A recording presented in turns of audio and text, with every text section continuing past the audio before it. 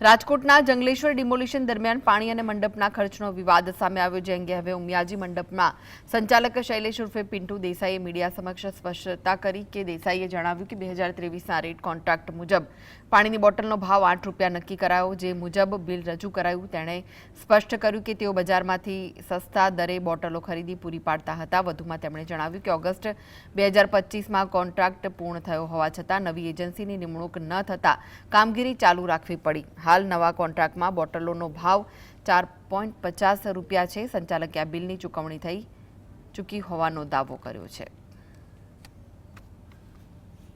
ભાવની આવે છે તો ભાવ મારો આરસી પ્રમાણે છે.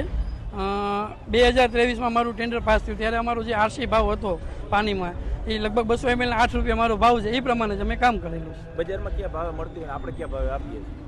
બજારમાં સાહેબ જનરલી ₹10 પાનની દુકાને જાય એટલે મળતી હોય છૂટી.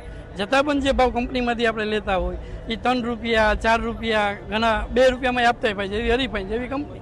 હું એવું નથી કહેતો, પણ અમે જે લઈ જઈએ વસ્તુ ત્યાંથી અમે ગાડી ભરી જગ્યા ઉપર મૂકી ત્યાંથી એ લોકોને સર્વિસ આપી. એ સર્વિસ સાથેનો પ્લસ GST સાથેનો મારો ભાવ ₹8 હોય છે.